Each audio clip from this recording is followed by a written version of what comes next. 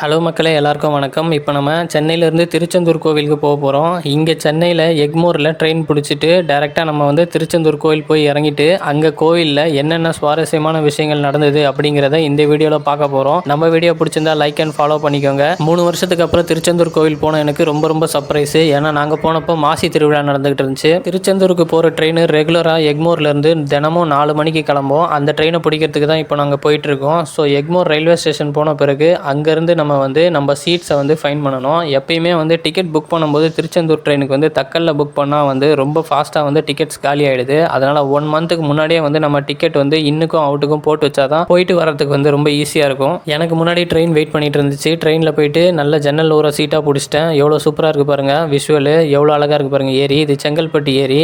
அப்படியே நம்ம தூங்க ஆரம்பித்தோம். நைட்டெல்லாம் ட்ரெயின் ட்ராவல் ஆச்சு.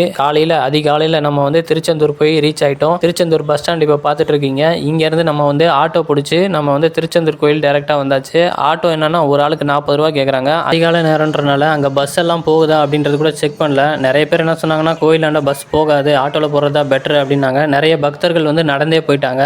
இப்போ கோயில்கிட்ட விடிய காத்தால வந்து நம்ம இறங்கிட்டோம். வந்து பார்த்தா ஒரே கூட்டமாக இருந்துச்சு. என்ன விசேஷம் அப்படின்னு கேட்டால் பார்த்தீங்கன்னா அன்றைக்கி மாசி திருவிழா அப்படின்னு சொன்னாங்க. பால் குடம் இதெல்லாம் எடுத்தாங்க. அதுக்கப்புறம் வந்து கீழே அங்க பிரதட்சணம் வந்து பண்ணாங்க. அது மாதிரி வந்து நிறைய விஷயங்கள் நடந்துச்சு.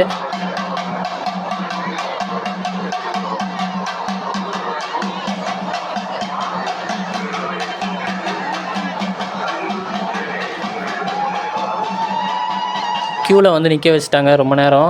க்யூ வந்து பார்த்திங்கன்னா 7 மணி நேரம் ஆச்சு. இது நார்மல் க்யூ கிடையாது, 100 ரூபா கொடுத்து போகிற க்யூவு. இந்த க்யூவே வந்து 7 மணி நேரம் ஆச்சு. மதியம் வரைக்கும் பயங்கரமான கூட்டம். மதியத்துக்கு அப்புறம் வந்து பார்த்திங்கன்னா கூட்டம் எல்லாம் ஃப்ரீ ஆயிடுச்சு. அதுக்கப்புறம் கூட்டம் இல்லை. ஆனால் நம்ம காலையில் வந்தோம்னா இங்கே கண்டிப்பாக வந்து 7லேருந்து 8 மணி நேரம் நிற்க வேண்டியது வரும். ஸோ இது கரெக்டாக அரேஞ்ச் பண்ணுறதுக்கும் கூட உள்ளே யாருமே இல்லை. குழந்தைங்க வயசானவங்களெல்லாம் கூப்பிட்டு வந்தீங்கன்னா இந்த கூட்டத்தில் ரொம்ப கஷ்டம். உள்ளவும் கோயில் நிர்வாகம் வந்து சீக்கிரமாக வந்து ஜனங்களை தரிசனம் பார்க்கறதுக்கு அனுப்ப மாட்டேன்றாங்க. ரொம்ப நேரம் க்யூவில் வெயிட் பண்ண வைக்கிறாங்க.